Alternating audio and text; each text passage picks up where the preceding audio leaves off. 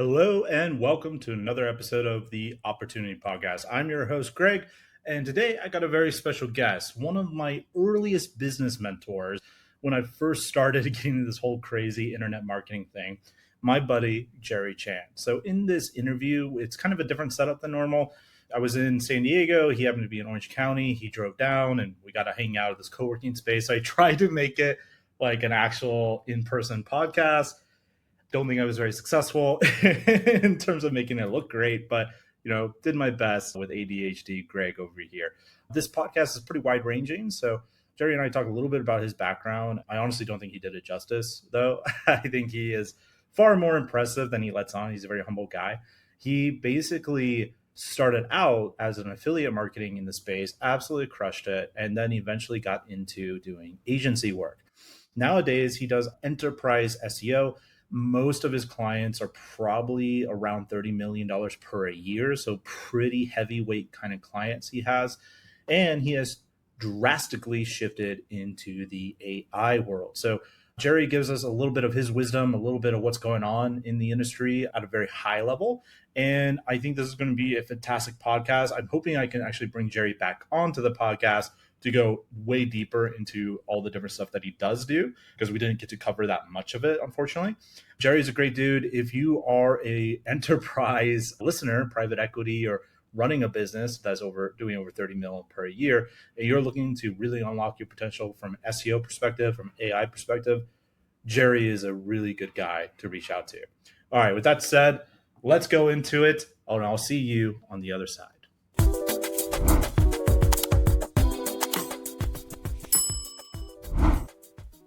All right, everyone. Welcome back to another episode of the Opportunity Podcast. I'm your host, Greg Elfrink, Head of Marketing over at Empire Flippers. And today I have a very special episode because I'm interviewing a very special person. So this person is Jerry Chen. He was one of my earliest business mentors. And as a lot of you guys know, I used to write as a freelancer in the oil field. Well, Jerry was one of my clients. He taught me a whole lot about marketing. And I have a feeling you're going to teach us a whole lot more today. So, Jerry, for my audience out there that has no idea who you are, not familiar with the legend, why don't you talk about who you are and what you're doing? Well, thanks, Greg, and hello, everyone. It's been my privilege and honor to be on this podcast. I used to run a interview talk show myself, 15 years ago, and I'm really just finally coming back around to getting active on social media again. So Greg was right. We met just about 15, 16 years ago when he was starting out in business, and he was one of, my top writers from my SEO agency.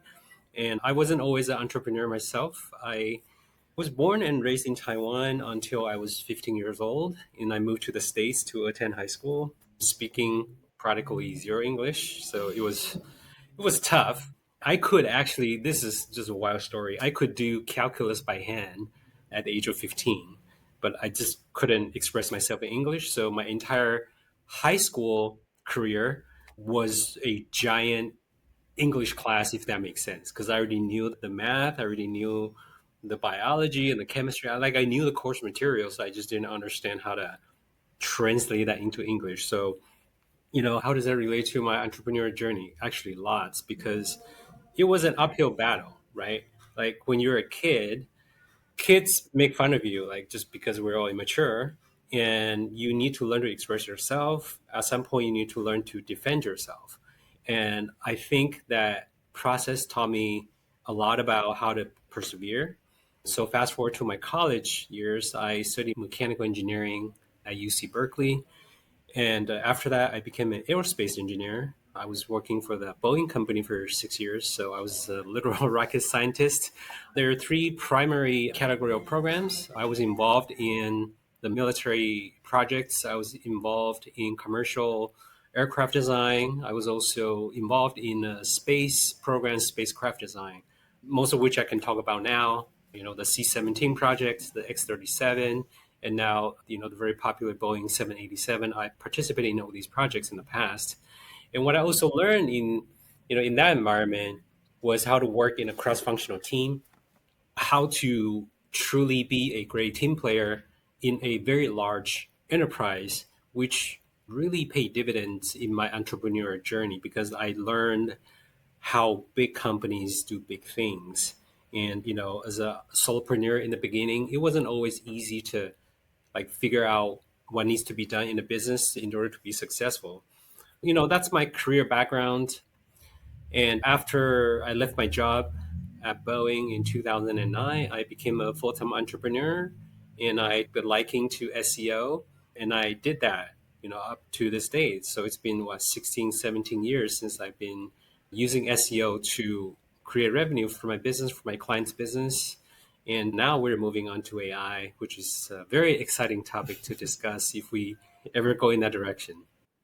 So you went from literally a rocket scientist to the much harder world of SEO, the much more complicated world of SEO, and now we're moving into AI, which also has a lot of brilliant people working in it. Probably maybe previous rocket scientists as well. Who knows? So talk to me a bit about the journey, Jerry, because like I think when I was writing for you, you had just kind of started the SEO agency. You grew, you did some pretty significant stuff in that space, and now you're doing some pretty significant stuff in AI.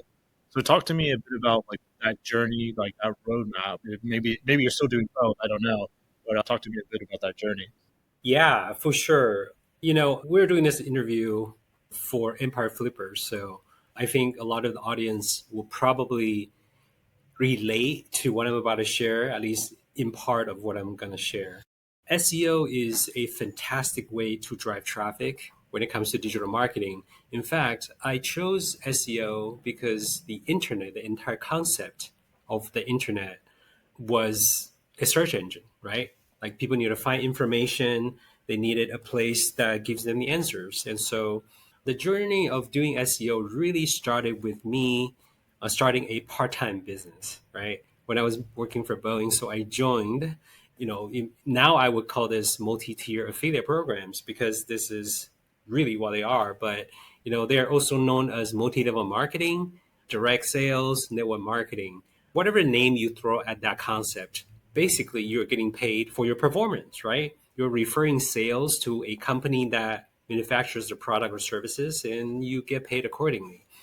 And so I started doing digital marketing because I was trained in a very traditional, in fact, it was the world's biggest network marketing company at the time. I think they still are today. I don't want to mention the names. You can Google this yourself. I was trained in a very nurturing environment. So I'm forever grateful for that industry. I learned how to be a organized person in terms of how to organize my information, my resources for building a business.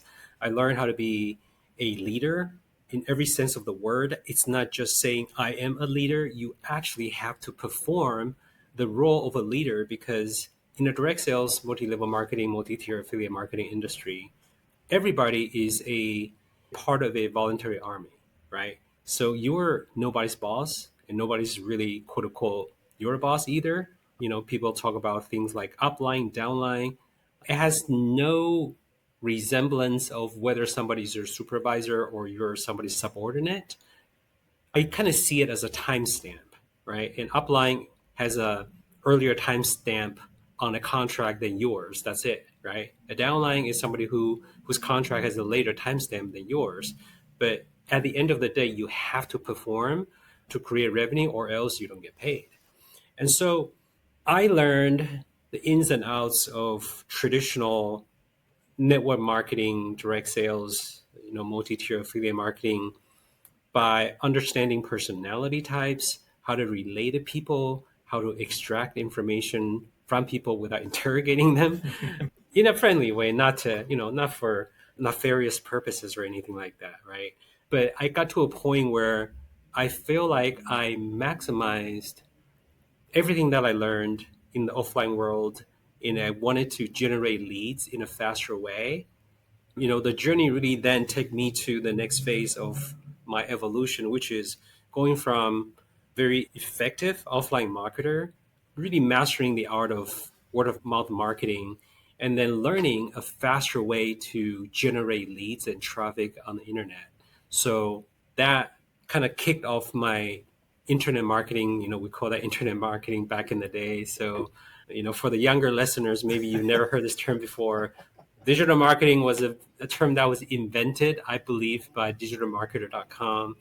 whose founder was one of the original internet marketing gurus, Mr. Ryan Dai. So there's a little bit of that history lesson there.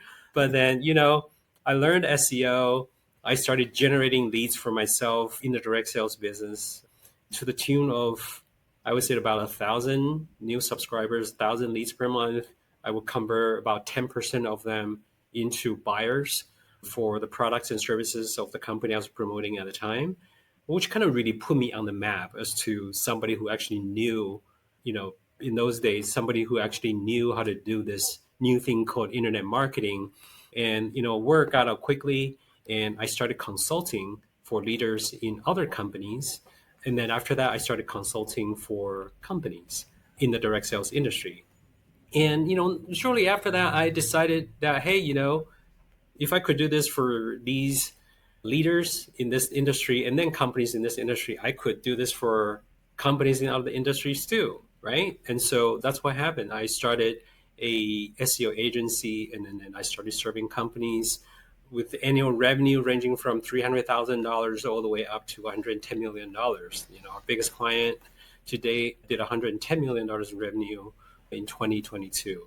So that's a really wide range. Now, AI, right? We're talking about AI, Greg. I started using AI back in 2016 timeframe. ChatGPT didn't exist then. I was using NLP technology, mainly from Google's labs or studio environment where we use natural language processing technology to analyze and assess the sentiments in search results. That's kind of a precursor to a lot of the more advanced AI tools that you see today for analyzing content and speech. But we're doing that somewhat manually because I would have my team go to Google's backend. They have sort of a demo sandbox where we could copy and paste content into their sandbox, and it would actually do the analysis for us. So that was super cool. And that was kind of my introduction to consumer AI.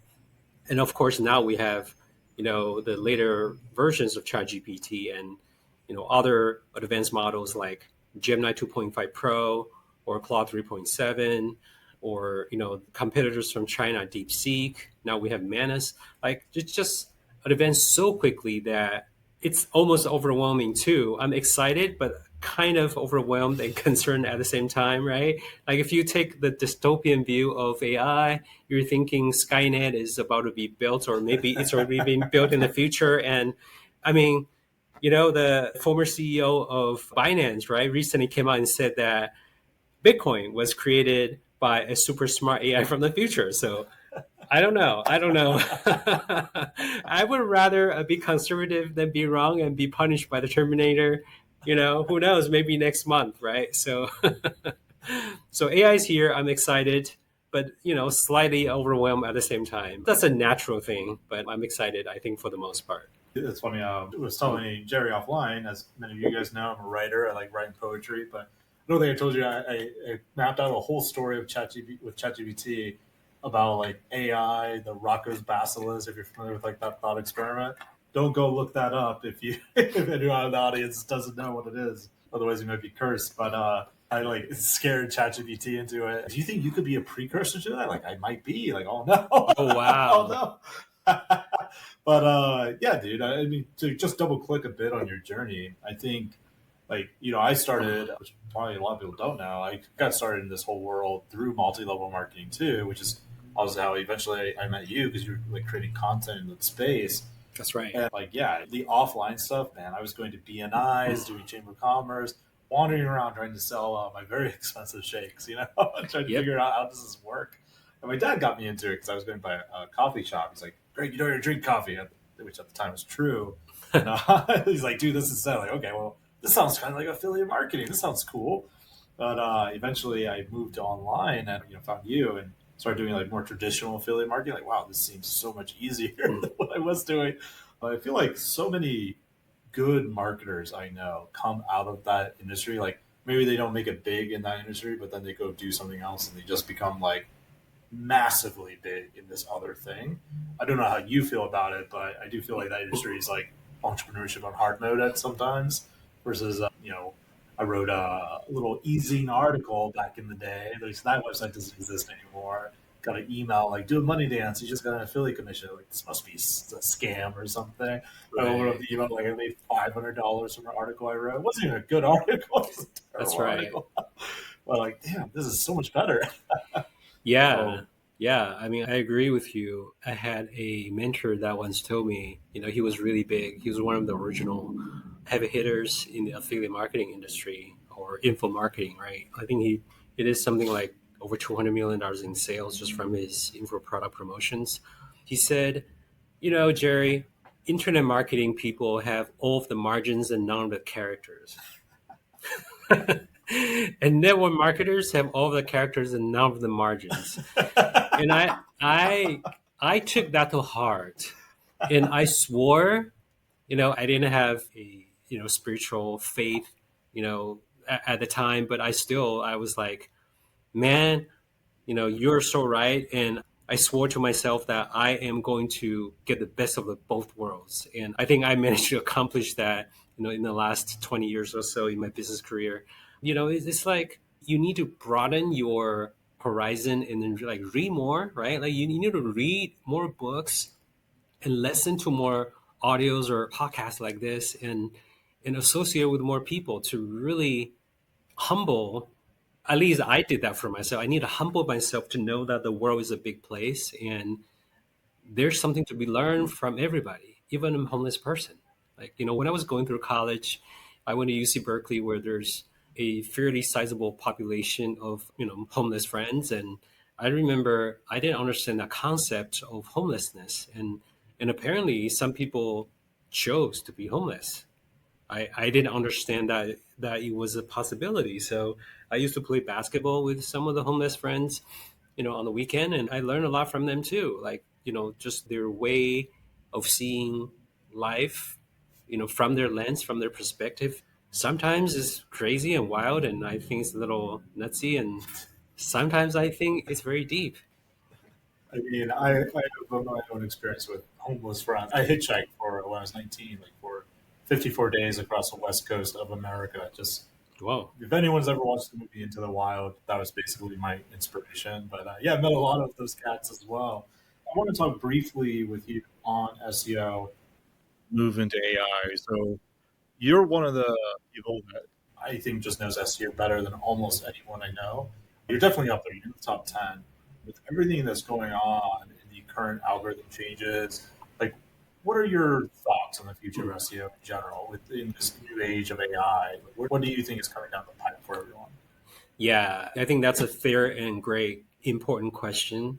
We talk a little bit about, and not in this interview, but earlier when we were just chatting, we see the landscape of marketing agencies in general. It's not just SEO, shifted tremendously because of AI, particularly because of generative AI, right? Marketing services have become so commoditized because of AI that the agency model is not going to survive much longer in its original or previous form. That's the way I see it. AI agents is going to become so commonplace that I think a lot of the marketing services can potentially become maybe a subscription of as simple as a subscription to an AI agent that can do a lot of stuff. But where do humans come in, right? At least at this point in time, we build our own AI agents that manage other AI agents, which is pretty wild. Even thinking that eventually we're going to have AI agents that build and manage those agents without us having to build them. So once again, where do humans come in? Do we all end up being, the obese human beings floating in space on a little, floating chair in Wally action. Wally, right? Like sucking on the milkshake Paradise. and just, yeah, paradise, right? Like, are we going to become that, right? I mean, I don't know if it was Elon Musk or someone that even proposed the idea of a universal minimum income or something like that. I know some people are opposed to it, but I could see how that could be an option, right? Like, again, just being totally neutral, just being a data driven, logical person, I think that is one possibility. So what does the world look like right now with AI, SEO, and all these other marketing platforms? I mean, also like this impacts, I think, a lot of the buyers and sellers for Empire Flippers, right? Because they build business on the back of certain marketing strategies. And certainly, you know, if they've done well, then so that's great. But what about the new business owners? I feel like the automation and the personalization that become available from AI is very useful. But I've also seen some deep research on how often AI produce incorrect results. And that is also pretty mind blowing because it sounds so confident, right? So I think The most confident liar out I there. know it's the most confident liar and it'll apologize without flustering, right? So I think SEO, Neil Patel now call that search Everywhere. ever Yeah. optimization. Of course, he just made it up. There's there's other people saying GEO, right? Generative Engine Optimization, AIOs. AI or whatever, right? Like I consider, and I'm probably going to trademark this for real. I consider SEO to be search evolution optimization because it's always evolving, and search is not limited to search engines like Google. Because if you go on social platforms, they're all search engines, right? Anytime there's a search box, it's a search engine.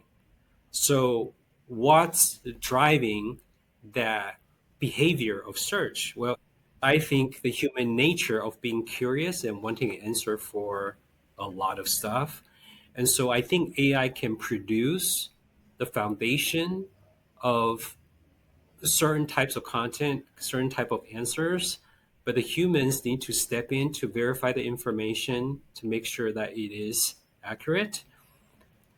And I also believe that AIs are tools, they're assistants, they're not replacements. I think the more people recognize that, the more AI is going to go in the direction that is beneficial for mankind, not just for business owners.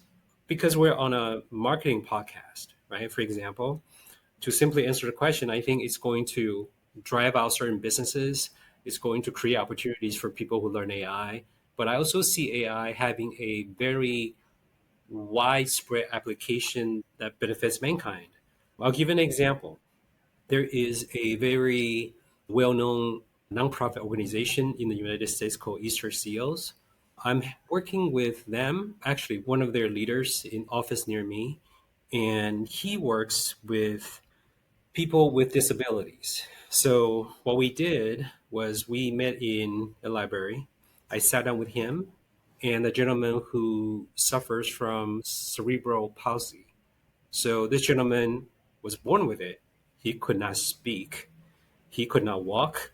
He could not type efficiently. And then, he would have drool coming down his face. And because he was born like that, I was not able to communicate with him, but I sat down with them because I wanted to see if AI can make a difference in his life.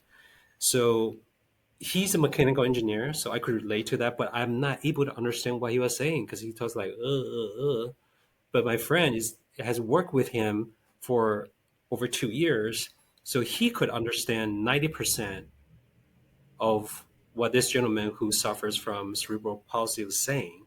So what we ended up doing was we use my friend as sort of the translator to convert this person with this disabilities thoughts into the seed of an idea to feed into ChatGPT to create a script to tell this person's life story. And then I use another AI to generate an avatar of this person, which looks like him, and the facial expression, the facial features look like him, and mouth moves like him. And then we use 11 Labs, which is a voice AI model, to pick a voice that he liked. And then we created a video of somebody who couldn't speak his entire life. And that video acts as an introduction to him when he goes to interviews. So you see how powerful that experiment has become. And now we're talking about potentially refining this to a point where we can systematically create this type of solution for everybody who suffers from this type of condition through Easter seals.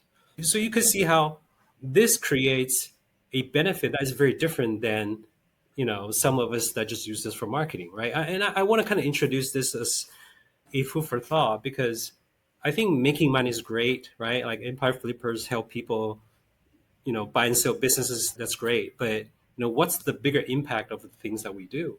There's a lot, right? Like we could use marketing, we could use AI, we could use a lot of the skills and expertise that we have learned and gained from our entrepreneur journey to give back to the society. So I kind of want to put that out there because I think it is very important to have that perspective as well. Your point, we're this is a marketing podcast, business podcast, right? We're all trying to make money, right? But with that said, I've often talked about like to my affiliate friends or to my FBA friends or whatever business model it is. I often tell people, you're so deep in the business model, you are become myopic. You see the trees but not the forest, right? Yep. And there's so much benefit from just like zooming out and seeing like, oh, this could help someone whose entire life was destroyed a bit by this disease, right? Yeah. That in of itself might spark more business ideas. Like that could be a whole new market from a business perspective, right? Of like being able to go and help these people with this certain thing. If you just zoom out, like what is the real power of this thing? Which is, I guess, kind of a cousin to like a blue ocean strategy in a sense. If we bring it back to the business world, just taking a holistic view of everything. I do want to double click into what you were saying there about agencies because I see not so much lately, but I've seen this a lot on LinkedIn where people are like, no one's ever going to hire an agency again. The whole model's dead. You better get out. You better stop having an agency. My personal belief, so I'm curious on your thoughts on this. My belief is that I think the agency model is dying, but not like the agency business model will go away. I think it's going to be rebirthed as a much leaner, meaner, and much more profitable machine for the agency owner. Because Yep. now they can have all these AIs going out and doing this stuff instead of like the heavy cost of talent, which is often a crapshoot with agencies, right? Like you get a senior guy on the pitch call, he's great. Then you sign the contract, and now the junior guy is doing your account because the senior guy is too expensive to just focus all his time on one account, right?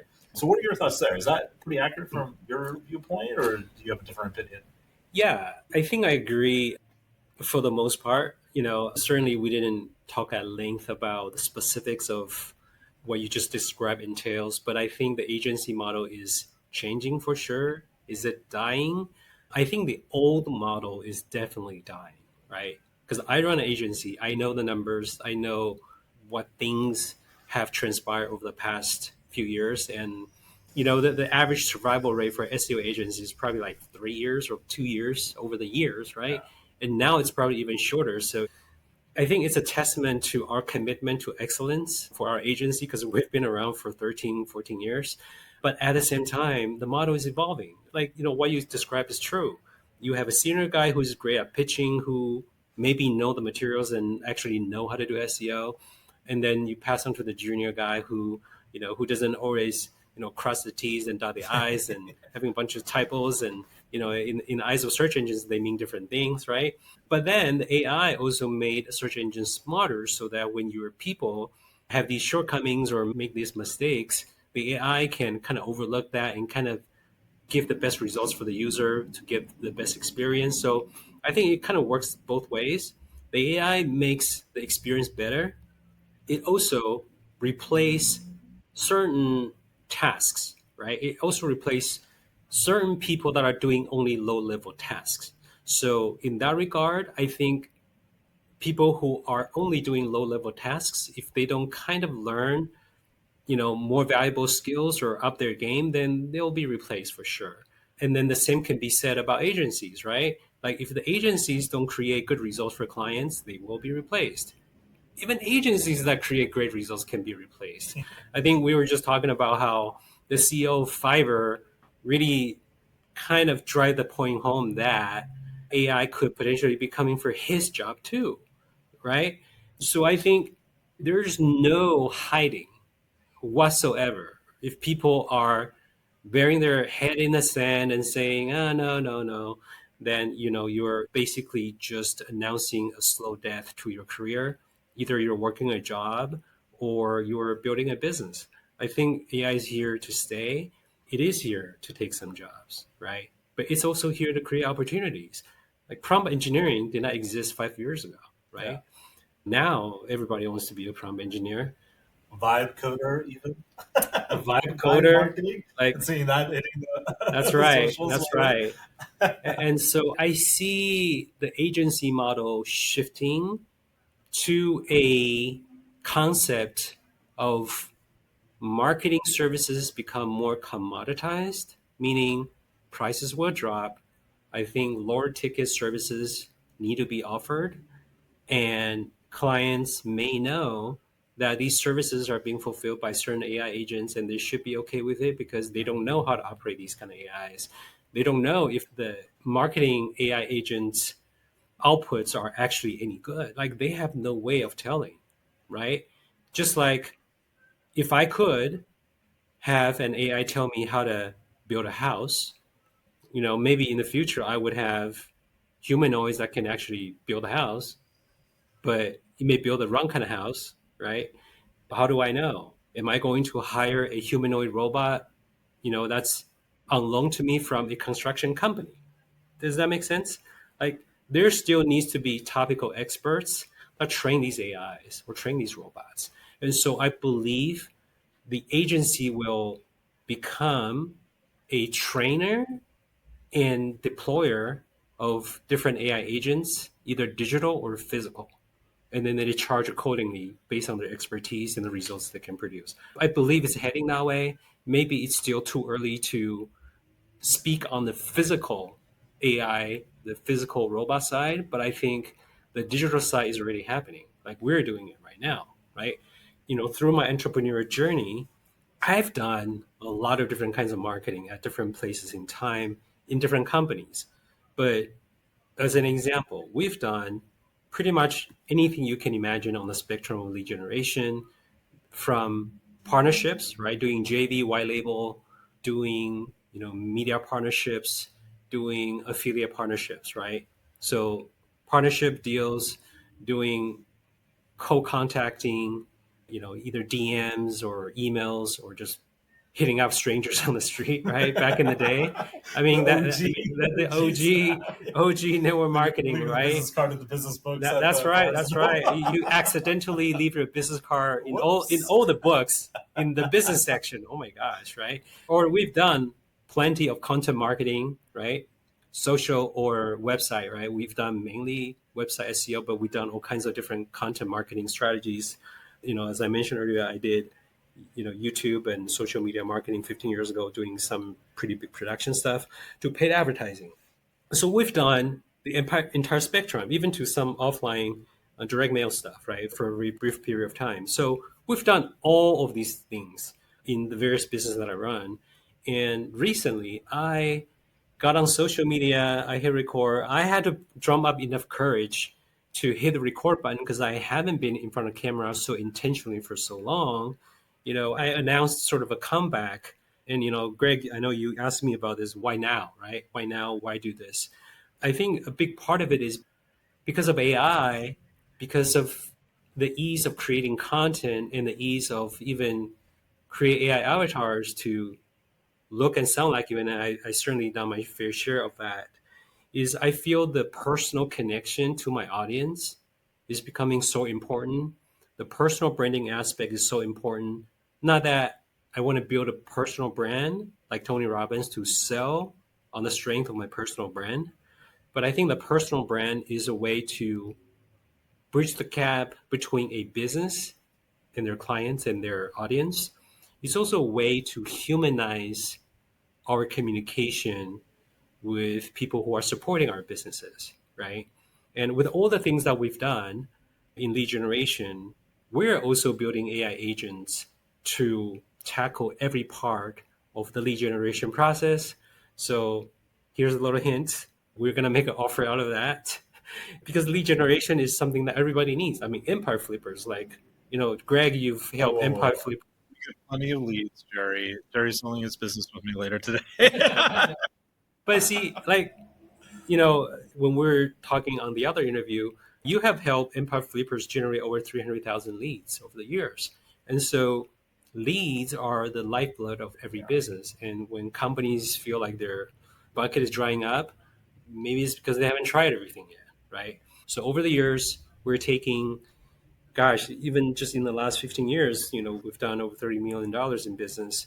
We're taking that experience and the results that we were able to generate and then try to AIify, right, this entire process so that, people can pick and choose the piece that makes sense to them. So I think agencies are heading that way. You know, train an AI agent that is so good at delivering results that you can become so efficient and then client can hire you. Again, I think the cost of hiring agencies will probably go down just because of AI, but it's also increasing the profitability for agencies, right? Simultaneously, because your overhead becomes smaller. Headcount is a vanity metric, right? We don't need to worry so much about headcount, right? I remember sitting in a room with three major VCs and private equity investors. Like one person's firm actually managed over $50 billion in assets, which is mind numbing. It's not even mind blowing; it's mind numbing to me. I'm like, what, right? And they invest in a lot of different businesses. And the consensus among those three major investors is that they're all waiting for and banking on the next single person unicorn that hits at least $1 billion in revenue, operated by one person and a bunch of AI agents. So if that's a telltale sign, then I think that's where we're headed, right? Higher efficiency, higher profitability, lower tickets, and it has to be driven by proven results. That's where I think the agency world is headed.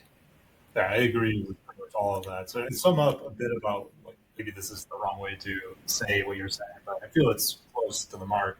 I was talking to someone about this, and they were just like, hair on fire, agency's going to die, never will work again. And I always respond to those type of people like, do you really think a Fortune 500 CEO is going to go into Discord to generate their journey images or their ads, right? Like someone is going to. Maybe there is eventually an AI agent that goes and does it, right? Or like the CEO's not setting up that automation most likely. Like it's probably someone that they're hiring, right? So I do think there is still a ton of opportunity out there for someone to take it. Let's talk a little bit about your AI agency and what you're doing. From what I understand, you've been going like pretty up the enterprise level. So talk to me what that looks like. Like, what's your goal with your agency? What are you trying to accomplish with the AI stuff? Yeah, I think the whole AI ecosystem is very fascinating and interesting to me, not because of my engineering and technology background, but because of my heritage. I'm Taiwanese American, so I was born and raised in Taiwan until I was 15. Like if you pay attention to the news, you know that the AI infrastructure, the backbone, the foundation of AI, and in some ways crypto as well, right? Hinges upon the ability to produce semiconductor chips, right?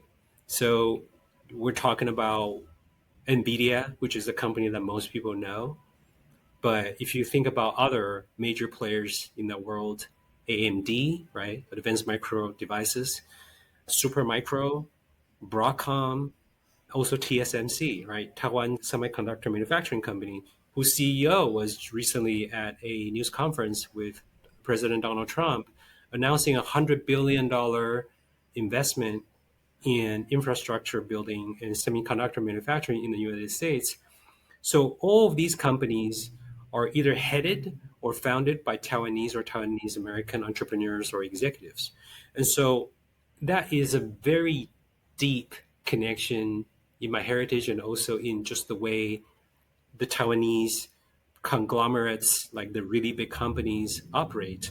So, what does that have to do with what I'm doing in AI? Well, AI is extremely popular right now globally, but particularly in Taiwan, because they're proud of, one of their own being the CEO and founder, right, Jensen Huang of NVIDIA, being one of the most valuable companies in the world, and then driving this insane, fast growing innovation that is literally redefining what it means to be alive on Earth, right? So I'm building a team of really hardworking and enthusiastic AI agency team members, right? I'll just kind of call them that at this point in time. They're helping us build out AI agents, building out specific workflows and automations to allow companies, large or small, but you mentioned enterprise, which I'll allude to in a minute, become more efficient in business, right? We've also been in discussion with one of 600 Microsoft learning partners in the world. So they're not solution providers, they're learning partners. Basically, they are educational institutions certified by Microsoft to train and certify people to become their solution providers. So they're kind of a level up from the typical solution providers that you see, like Microsoft, gold or silver partners that basically IT companies that come into your organization to install computers or install Microsoft software on your computers. So the learning partners are the ones that provide the means to earn a certification, to pass the test, to have instructors led classes to help you earn a certification. So we're in discussion with them to hopefully come up with a certification program so people can be certified through a major company, right? And Microsoft, in their own right, they have their Copilot. They're also a major investor of OpenAI. So you can kind of see that the entire ecosystem is somehow interconnected. So what we're doing is we're building an agency that can do a lot of the technical part, even though it's no code, it's still fairly technical for the average person, right? And Greg, to your point, a Fortune 500 CEO is not going to go into make.com or Zapier or NAN or any of these tools and then kind of click on the drop down menu and configure the setup. He's not going to do that. Somebody needs to do it, right? So if they need educational partners to come and train, we're going to provide that with certification backed by major companies like Microsoft. Hopefully we can make that happen, or maybe our own certification program that is going to be issued by major publishers like Pearson. Right, Pearson Education is a very large global company that currently supplies the platform for all Microsoft and Adobe certifications. Right, so through that we have a education arm, and then we also have the actual service provider arm. I guess we can call that the agency arm, where we actually go and help companies set up their workflow automation if they want us to do that for them. And I think that's a great combination. We're also entertaining an idea of allowing the agency side of the AI automation agency to become a white label partner for other companies that are really good at marketing services, and we can be the provider for them if it's the right fit. And I gotta say, it's a sort of a whole different game when you are serving enterprise clients versus SMBs. I guess in the United States, an enterprise would probably be a company doing over $30 million in revenue or more, right? According to the Small Business Administration in the United States, small to medium sized business is defined as companies doing $50 million a year or less. But I would probably say 30, 35, or 40 would probably be a more fair threshold than 50, because most companies are below 50. But I know plenty of companies that are not 50, but they behave like a true enterprise with the headcount that they have and the kind of clients that they serve, right? If you go on YouTube, right? I'm going long on this because I think this is important. When you go on YouTube, you see people doing AI automation. They use make.com or GHL or NAN. These are fine tools. I use them too. But when you serve certain types of clients, these are not the kind of tools that they would adopt in their business. Not because these are not great tools. It's because there are certain security restrictions or reliability restrictions that would not allow them to not use certain tools. For example, why do bigger companies use Salesforce instead of HubSpot, right? I mean, HubSpot probably position themselves as a mid-market CRM solution, but the big enterprises don't use them for a reason. And I can't tell you that I know all the reasons.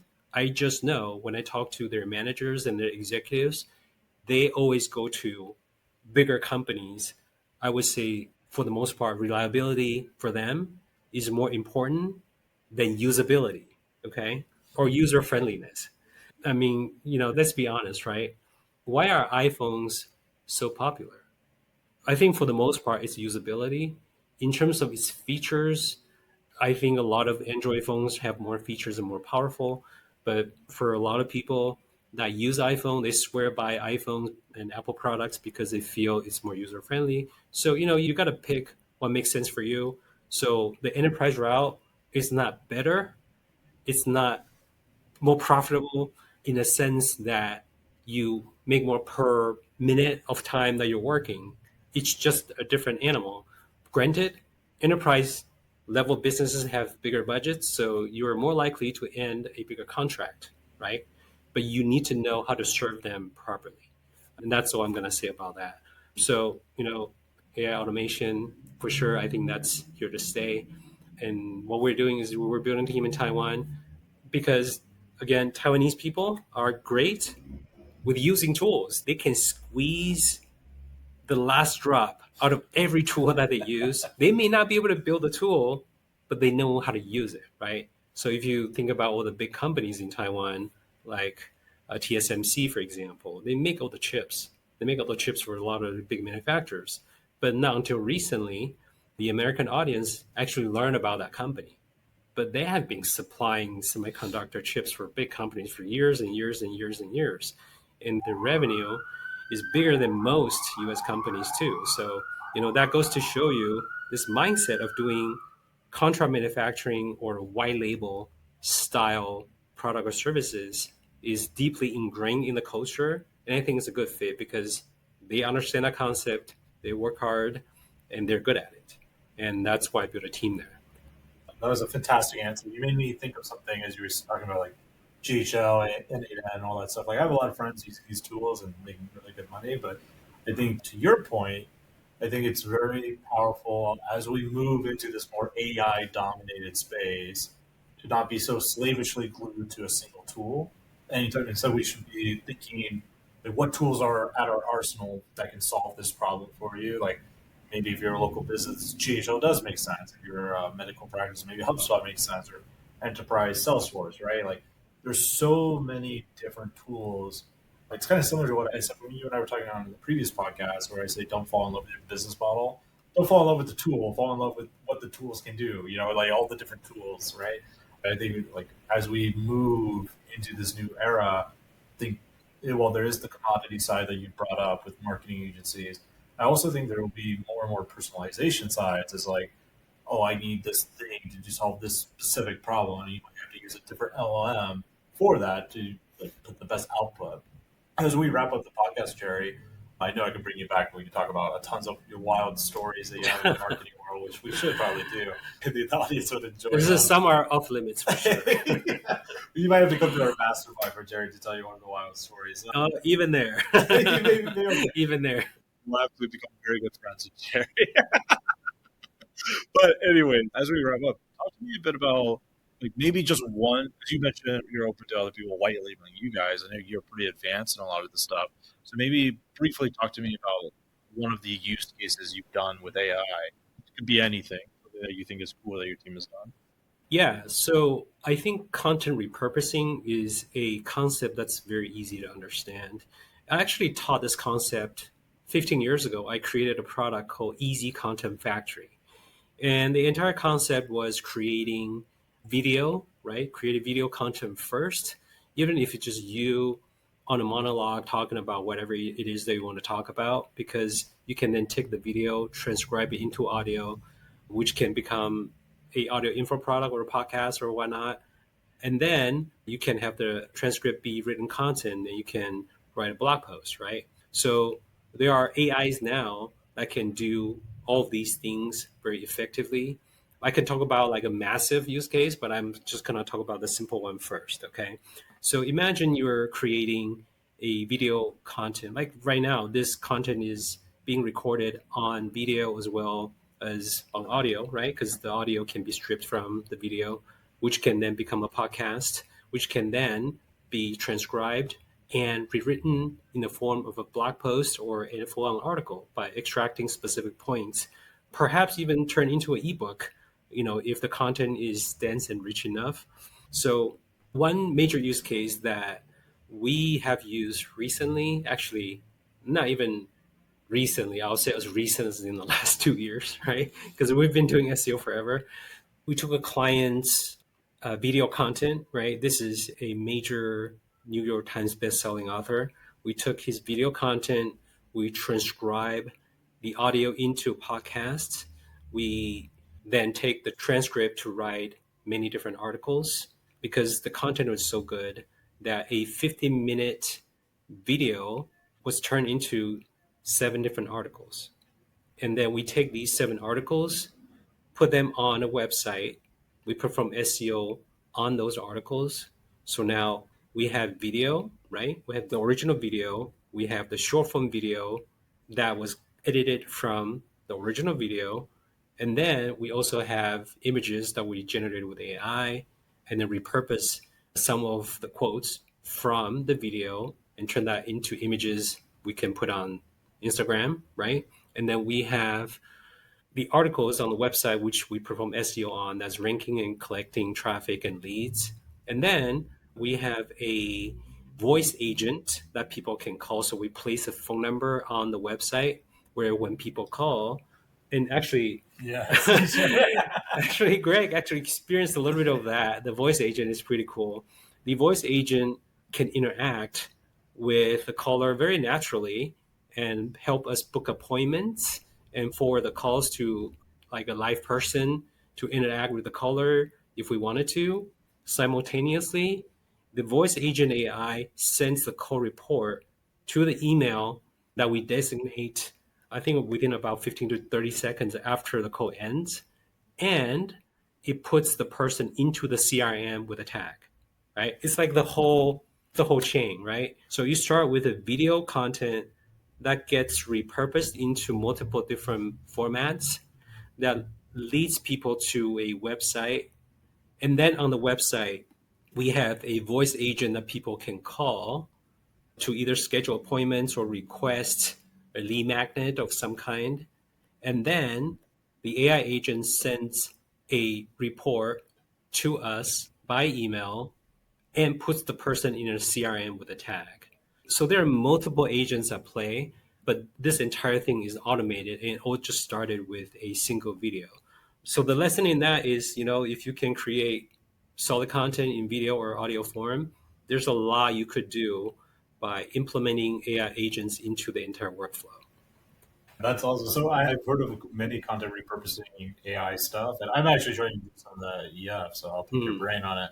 But I haven't heard about the like tagging it into the CRM, which makes total sense. It's like just following them basically throughout the entire funnel, right? That's right. So it makes total sense to do that. I've heard many people talk about it, but yeah. Well, we are wrapping up on this podcast, Jerry. I don't have time to ask you my famous three, but we'll save that for the next time when I try to pry a story out of you on the next episode. But for anyone that wants to, check out you, talk to you, check out ECF. I don't know why that's hard for me to say.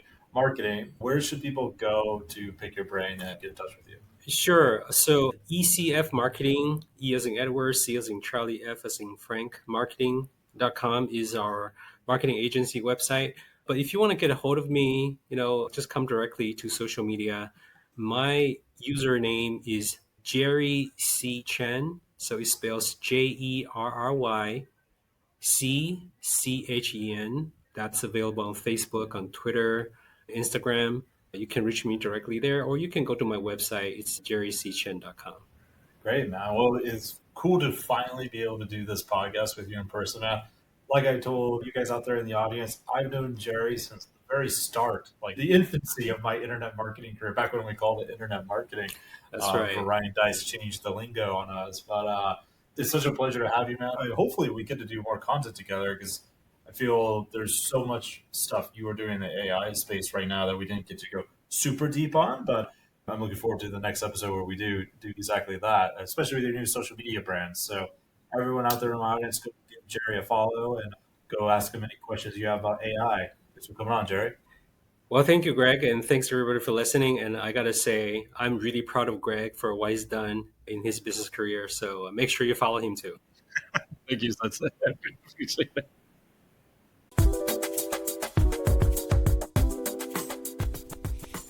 There you have it. I hope you enjoyed it. I hope it got you inspired at all the different things that are happening in this industry. And of course, if you just want to buy a highly profitable business, you can always go to empireflippers.com/marketplace, or maybe you want to make an exit of your highly profitable business, and you could go to empireflippers.com/sell your site. I've been your host, Greg. If you enjoyed this episode, make sure you leave a review, give us a like, a follow, share it across social media. Talk to you all soon. See you on the next episode.